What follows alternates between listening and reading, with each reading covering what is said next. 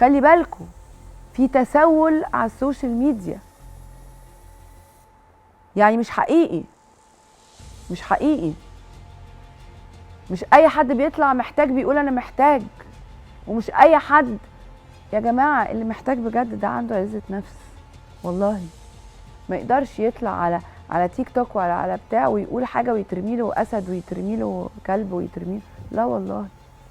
والله الناس البسيطه دي من اعظم الناس، والله انا بحلف لكم ان انا عندي ناس اعرفها وتابعه البرنامج وبنساعدهم بقالنا سنين، والله ان كل مره بس مش عايزين نتقل عليكم، بس احنا اسفين، بس احنا ما ينفعش، اصل احنا كتير كده، بس احنا تقلنا عليكم، والله والله.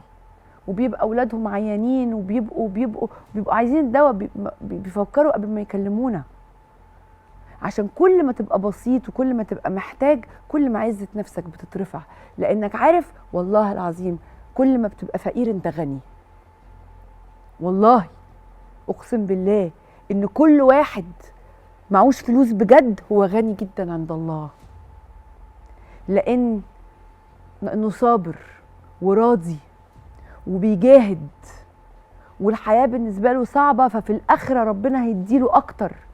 الناس البسيطة دي هي أغنى الناس، هي أغنى الناس. عمر ما واحد بسيط هيتكلم عليك، ولا عمر واحد بسيط هيشتم فيك، ولا عمر واحد بسيط هيتاجر باسمك، ولا عمر واحد بسيط هيكسب فلوس من ورا انه يتكلم على سمعتك. اوعى تفهم ده خالص.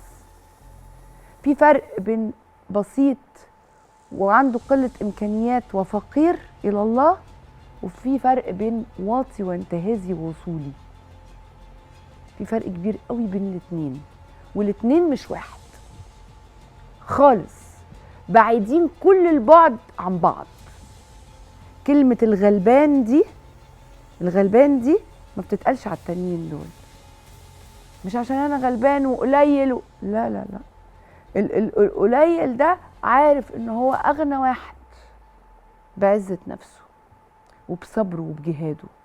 والله ان انا قابلت نماذج على مدار ال25 سنة دول محتاجين جدا، ولكن هم اغنياء جدا،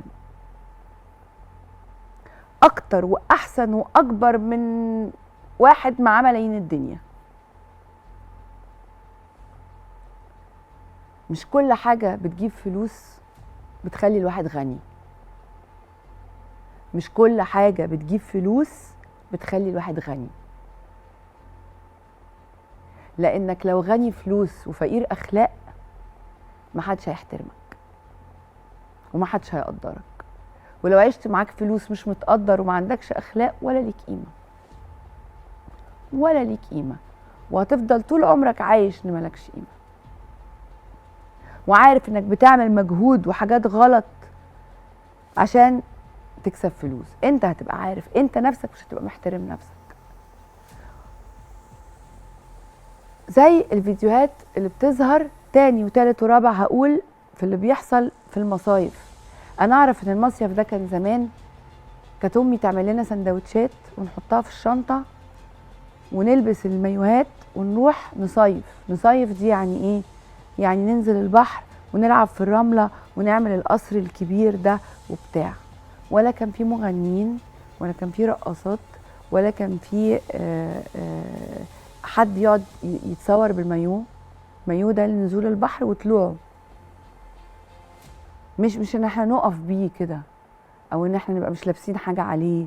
او انا بشوف فيديوهات الحقيقة مش فاهمة ده ايه ولا فين، مش فاهمة ده بيحصل فين، وترجعوا تقولوا اصل فتاة اسيوط رقصت في حفلة التخرج. طب واللي بيحصل ده ايه؟